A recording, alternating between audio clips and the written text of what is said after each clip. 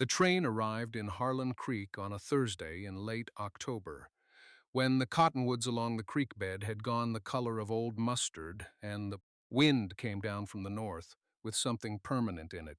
She was the last passenger off.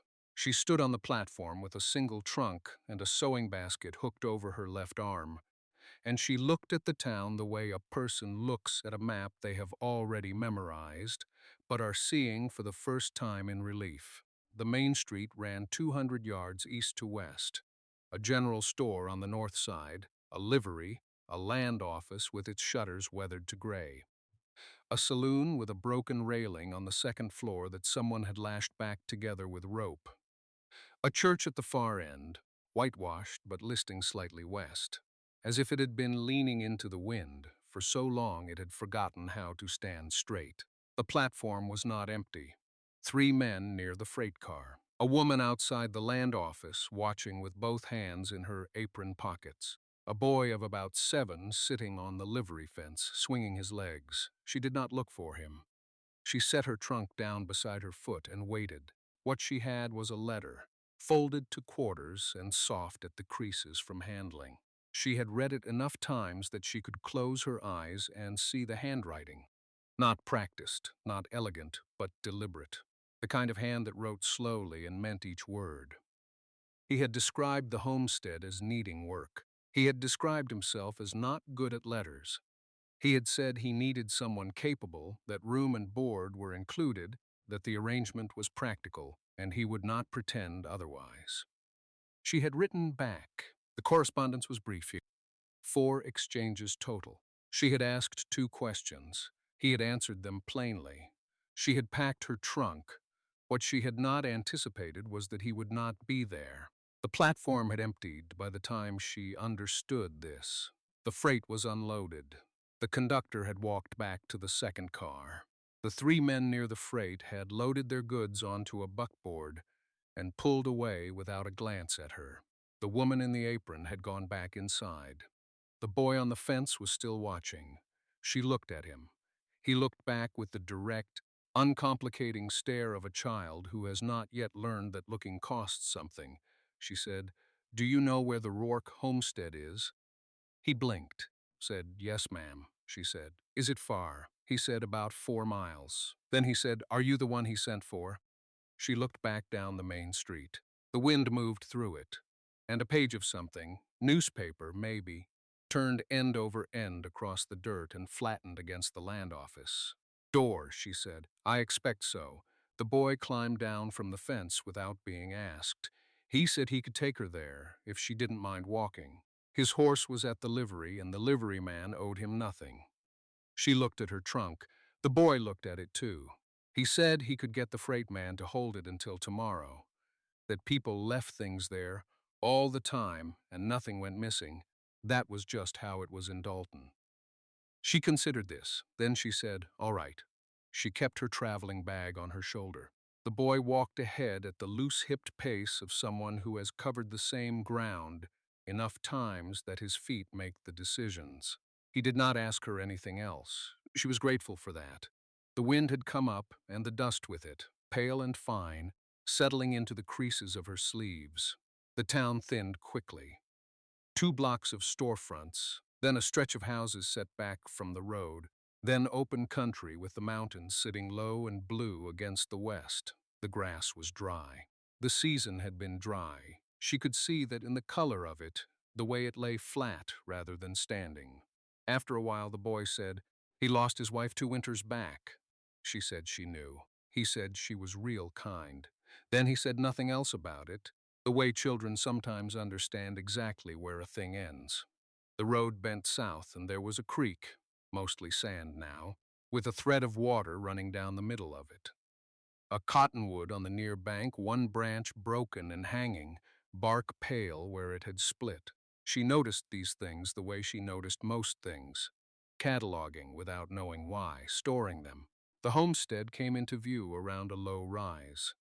She stopped walking before she meant to.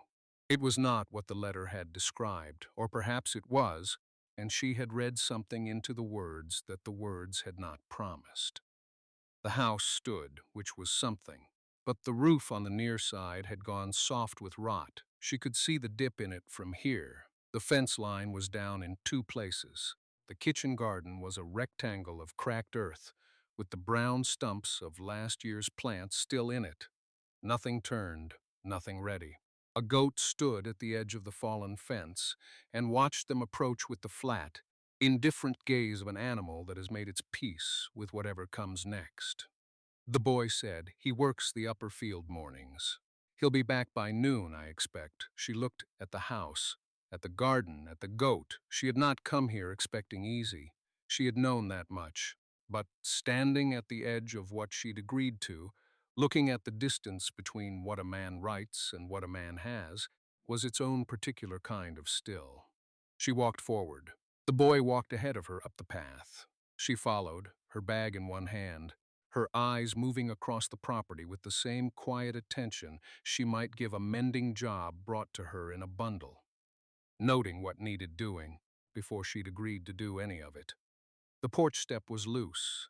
She felt it give under her boot before she was fully on it. She shifted her weight without comment and tried the door. It opened. Inside was dim and close, the smell of a house that had been managed by one pair of hands for too long. Wood smoke, dried mud, something faintly sour near the corner where a bucket sat, a table, two chairs. A third chair pushed against the wall as if it had been moved out of the way some time ago and simply never moved back. The hearth was cold but clean, which told her something. He was not careless. He was stretched thin. She set her bag by the door. The boy showed her the kitchen, a lean-to room off the back, better lit, with a shelf of provisions and a cast-iron stove that looked sound. He opened the back door and pointed toward the well. She nodded. She found a rag on the shelf and began wiping down the stove surface. He said, "You don't have to do that yet," she said. "I know." He watched her for a moment, then went back through the house and out the front. She heard the porch step give and then his footsteps going soft in the dirt. She worked through the kitchen first because it was what she understood. The order of it, the logic. What was low, what was empty, what could be coaxed back into use. There was cornmeal, dried beans, a length of cured pork wrapped in cloth that still smelled right. Enough to work with. She found a broom behind the back door and swept the floor, and the dust came up in a fine, pale cloud that drifted out through the open doorway and disappeared in the midday heat. By the time she heard the horse, she had the stove lit and a pot of water heating. She did not go to the door. She heard him come up the path, heard the porch step. A pause, longer than necessary, as though he had stopped at the door without opening it. She kept her hands where they were and looked at the water in the pot, which had begun to move at the edges, small currents gathering before the boil.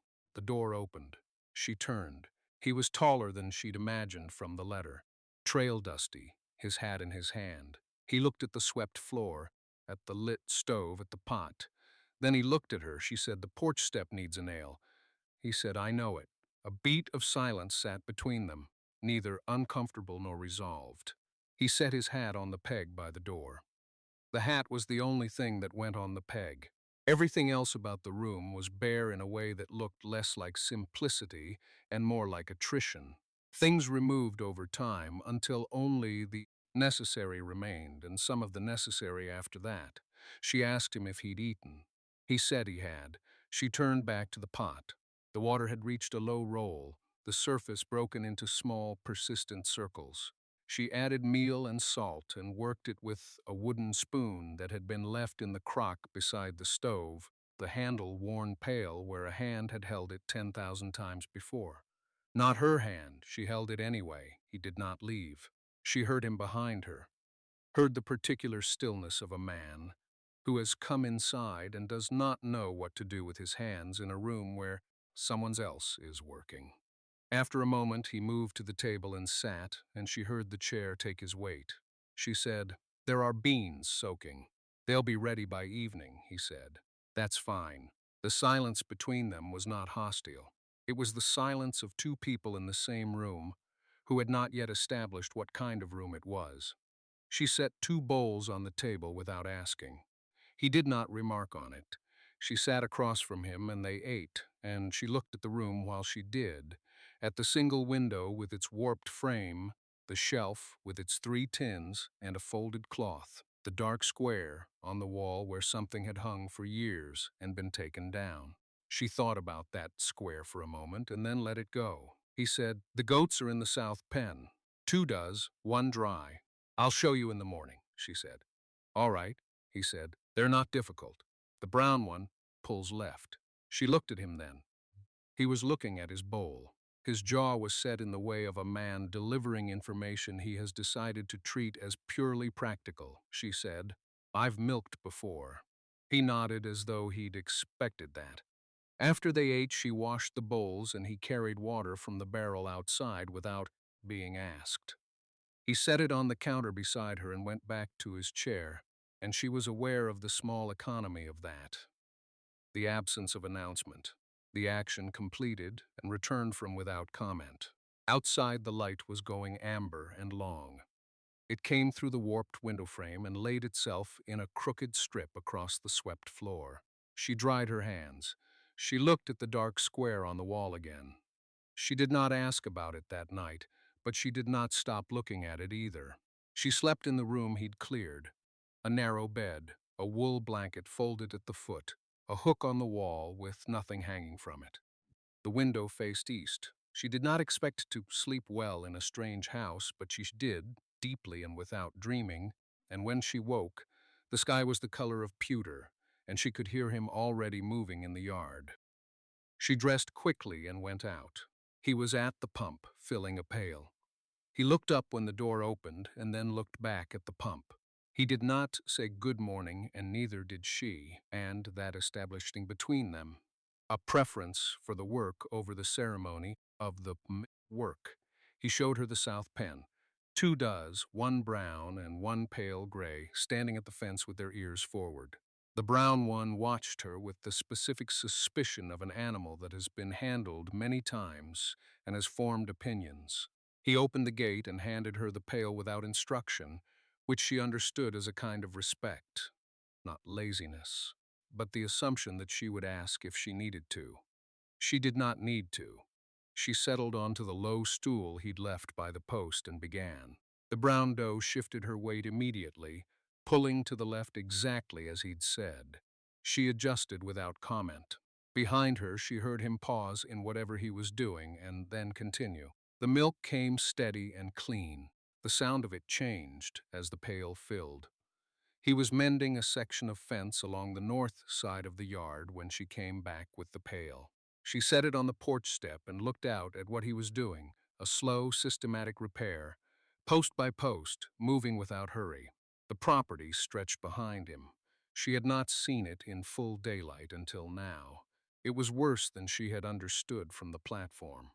3 fence lines needed work. The lean-to beside the house had a roof that had given in on one side.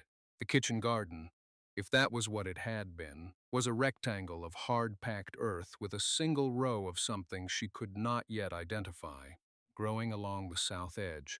The barn at the far end of the yard was standing, barely, one door hanging off its top hinge at an angle. She stood on the step and looked at all of it. She was not a woman given to cataloging problems in order to be discouraged by them. She cataloged them in order to understand the sequence. What had to come first? What could wait? What would not hold another winter? He came back to the porch for water. He drank and looked out at the yard the same way she had been looking at it. He said, "It needs work," she said. "Yes." He said nothing further. He set the cup down and went back to the fence. She started with the kitchen garden. Not because it was the most urgent thing, the fence line was worse, and the lean-to roof would not survive a hard rain, but because food was immediate and the ground along the south edge had been worked before. Someone had put effort into that strip once. She could see the old furrow lines, faint as scars, running perpendicular to the row of what turned out, on closer inspection, to be onion starts. 12 of them, thin and pale, but alive. She found a mattock in the lean-to. The handle was cracked lengthwise, but had been wrapped in rawhide at some point, and it held. She worked the soil for 2 hours before the sun moved high enough to make the work unpleasant, and by then she had turned a section 3 times the length of what had been there. The earth was dry but not dead. It had depth to it. Someone had amended it years back with something, manure or ash or both. She could feel it in the way the mattock moved. He passed the garden once, heading toward the barn with a plank across his shoulder. He did not stop, but he looked. She did not look back. She kept the row straight. At midday, she put water on for coffee and found the flour tin low. 2, maybe 3 days of baking left. She found a small piece of paper in the tin drawer and wrote down what was needed in the clear, compact hand she had learned from a woman who had told her that good handwriting was the first thing a stranger trusted. Flour, lard, salt, pork, dried beans, vinegar. She set the list on the table where he would see it. He came in at noon with wet dust on his face and his sleeves dark at the elbow.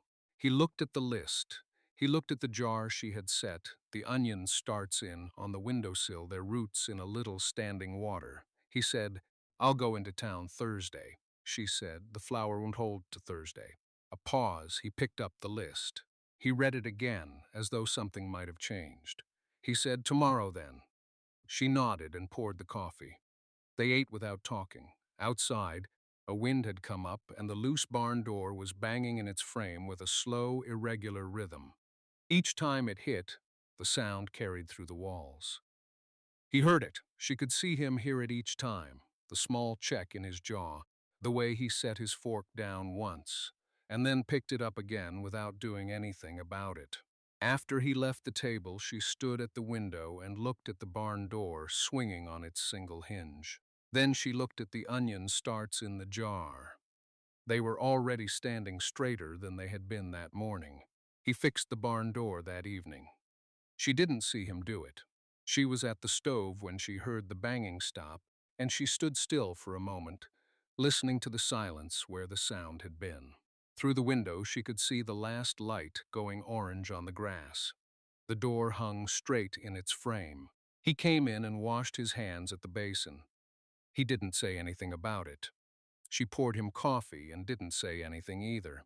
Thursday became tomorrow, and tomorrow became that afternoon, and he came back from town with the flour and the salt and a paper sack she didn't recognize.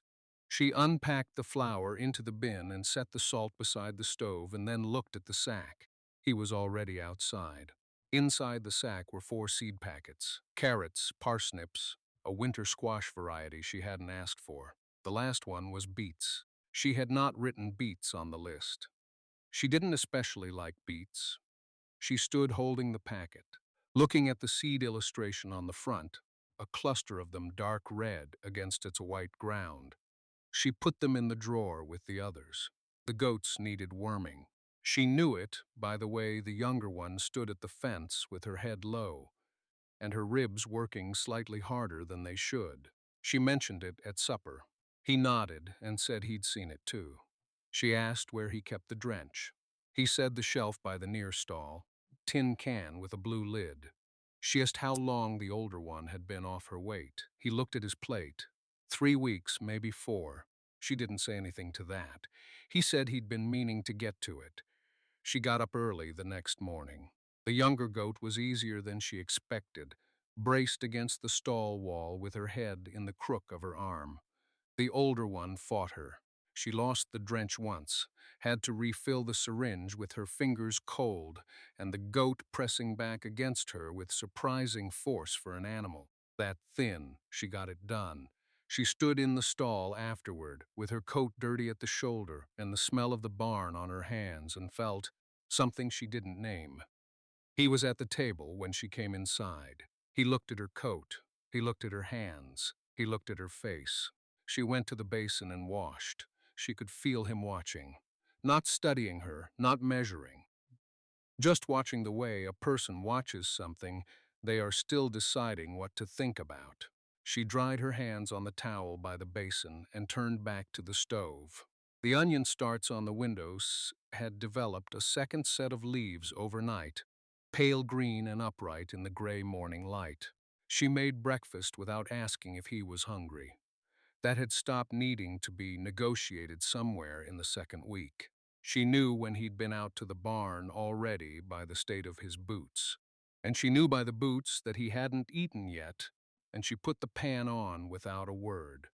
He poured her coffee before she reached for the pot. She noticed it the way she noticed things now, without turning it over, without adding it to a ledger.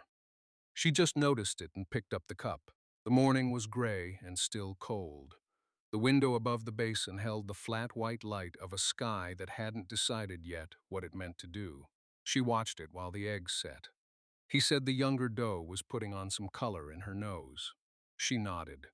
She'd seen it when she was in the stall, the pale pink coming back into the skin. That was all either of them said for a while. After breakfast, he didn't go out immediately.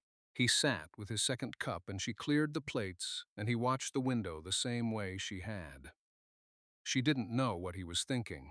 She'd stopped trying to read that particular thing from the set of his shoulders. Some mornings he came back from the barn already settled into something, and some mornings he sat the way he sat now, with a stillness that wasn't quite ease and wasn't quite trouble. She put the plates in the basin and wiped the table, and he said, without looking away from the window, that she'd done a good job with the drenching. She didn't answer right away. She folded the cloth and set it on the edge of the basin. She said it took her 2 tries on the older one. He said the older one had taken him 3. She almost smiled. She didn't quite. But the corner of her mouth shifted and she turned back to the basin so he wouldn't see it become anything larger than it was. He pushed back from the table. She heard him take his coat from the hook and the familiar sound of the door, and then he was outside, and she was alone in the kitchen with the sound of the wind picking up at the eaves. She stood there a moment longer than she needed to. The onion starts on the sill had straightened since the morning's watering. Thin and upright, leaning just slightly toward the glass, toward whatever light the gray sky was willing to offer. She thought about the south-facing wall he'd mentioned once. Not to her exactly, more to himself, standing in the yard looking at the side of the house, just noting it, just the way a man notes something when he's already thinking ahead to a season that hasn't come yet. She picked up the basin cloth again and went back to work. The south-facing wall got its window in April.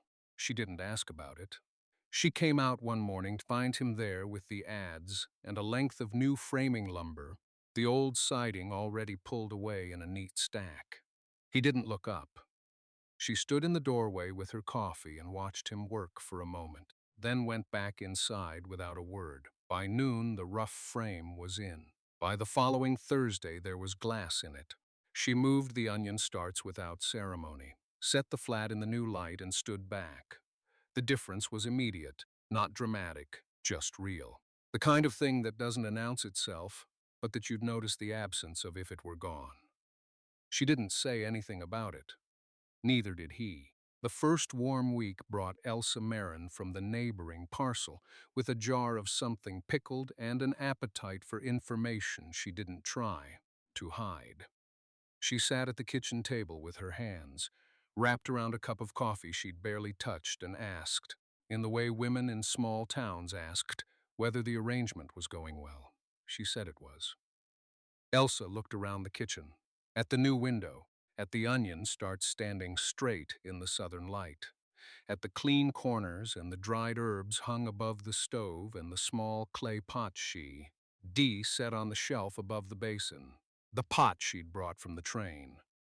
"He's done well by you," Elsa said. "By the place, I mean." She said the place was coming along. That's one way to say it. After Elsa left, she stood at the window for a while, not looking at anything, just standing. The goats had been dry in February, as expected. In March, the first one freshened without difficulty. He came to find her when the second one started, not because she needed to know, but because she'd asked him to. She knelt in the straw and talked low and even, and didn't look at him standing in the barn doorway. He didn't speak. When it was over, she sat back on her heels and exhaled once slowly. "Two," she said. "Both good?" both good. He nodded, and that was all of it. She stayed a little longer than she needed to, her hand resting light on the doe's flank. The animal's breathing had settled. Outside the barn, the mud was drying, and the first real sun they'd had in weeks, and the sound of it, the particular silence of a yard warming after a long cold, came in through the gaps in the siding, and she let herself sit in. It for a moment, the clay pot on the shelf above the basin, the window facing south. She got up and went back to work. By April, the milk was coming steady, and she had more than the two of them needed. She said nothing about it for 3 days. Just let the pails fill and set the excess in the cold of the root cellar, watching the level rise each morning. On the fourth day, she walked to the general store and asked what a quart of fresh goat's milk was worth to the woman behind the counter. The woman looked at her over her spectacles. "Depends on the week," she said. She named a fair price, and the woman behind the counter named a slightly lower one, and they settled on something between. She came back the next morning with 2 quarts wrapped in cloth and left with coins in her apron pocket and no expression on her face either way. She told him that evening. Not as news, more the way you'd report a weather change. Sold 2 quarts to Hadley's. He looked up from the table. "How much?" she told him. He was quiet for a moment and then gave a single nod and went back to what he was doing. But she noticed that the next morning he had checked the fence line along the south pen before she was out of the house. She hadn't asked him to. The posts had been leaning since January. When she came out to do the morning milking, they were straight. She started writing things down in the back of the ledger. Not the big ledger, a smaller one she'd found in a trunk near the window, half filled with someone else's handwriting that ended abruptly a third of the way through. She left those pages alone. She used the blank pages at the back. She wrote the date, the yield, the price, the running total. She wrote which dough freshened first, which one gave less in cold weather. She wrote down what the feed cost against what the milk brought in. It wasn't profit yet, but the number at the bottom of each week's column was going in one direction only. He saw the ledger on the table one morning when she'd left it open by mistake. He didn't touch it. She came back from the pens and found him standing near the window with his coffee, and she picked up the ledger and set it in the trunk without a word. That night he built a shelf beside the south window. Just a simple board on 2 iron brackets, level and solid. He set it at the right height for the ledger and didn't explain why. She put the ledger there the next morning, then the clay pot beside it. The window faced south. In the afternoon, it caught an hour of good light, and the ledger sat open on the shelf in it, the columns of small numbers steady and exact and adding up. Spring came early that year. The ground thawed in the first week of March, and by mid-month the does were restless in the pens, their bellies dropped, and their eyes gone distant with whatever knowledge animals carry before the hard work begins. She had been up before him every morning for a week. He would come out to find the lamp already burning low on the table and the door to the pens, standing open a few inches, and her voice coming quiet through the gap, the low, even murmur she used when an animal was frightened or in pain. He didn't go in. He put the coffee on and waited. The first kid came on a Tuesday. She came through that dawn with her sleeves rolled and her hands red from the cold, and she didn't say anything, but she sat down at the table and let the coffee be placed in front of her, and she wrapped both hands around it and looked at nothing for a long moment. He sat down across from her. She said, "2 does this week, maybe 3. He nodded. She said, "The brown one's going to be trouble. She doesn't want to stand." He didn't ask questions. He went out that evening and cut 2 new rails for the milking stall, fitted them closer together so the dough would have less room to shift. It wasn't elegant work. It was just the right measurement for the particular problem. She used it without comment the next morning. The ledger shelf was full by April. She had added a second ledger, same size, same hand, purchased from the general store in town. The storekeeper had looked at her when she set it on the counter, not unkindly, but with the particular attention of a man revising an earlier estimate. She met his eyes until he looked down to write the sale. She told him about it that evening, not as complaint, simply as fact. He listened. He turned his cup once on the table. He said, "Does he give you any trouble?" She said, "No." He nodded and didn't say anything further. But she noticed, 2 days later, that he made a point of being in the store when she went to return the empty crates. He stood near the back and didn't interfere with anything. He simply stood there and after a while went and looked at hinges. The storekeeper greeted her by name and gave her a fair count on the empties, without her having to ask twice. She didn't mention it when they walked back. He carried the crates. The season turned warm all at once, the way it does on that plain, as though the cold had simply lost interest. The south window caught evening light now as well as afternoon, and the two ledgers on the shelf sat side by side, full and exact, the columns adding towards something she was only beginning to see the shape of. The shape, when it came clear, was not dramatic.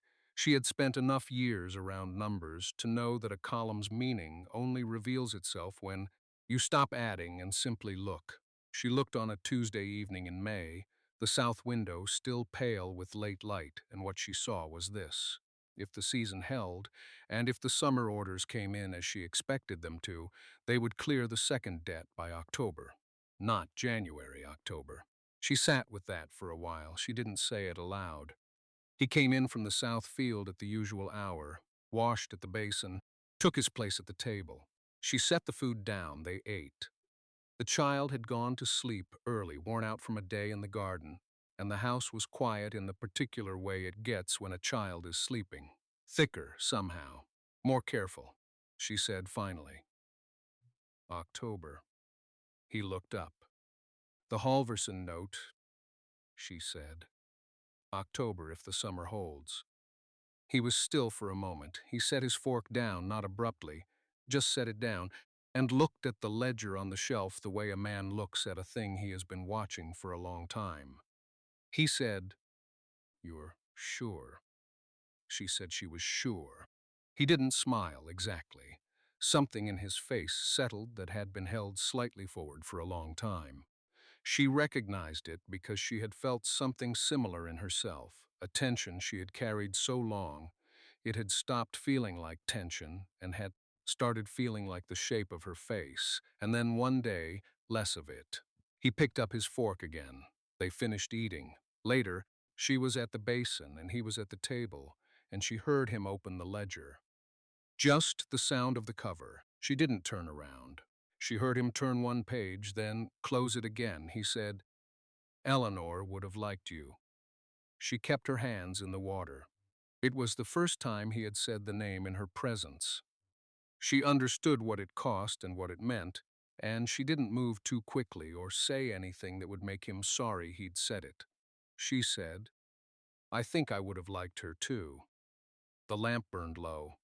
Outside, the plain was dark, and the air through the window still carried the last of the warm day. The two ledgers sat on the shelf, closed, their columns running to the same answer.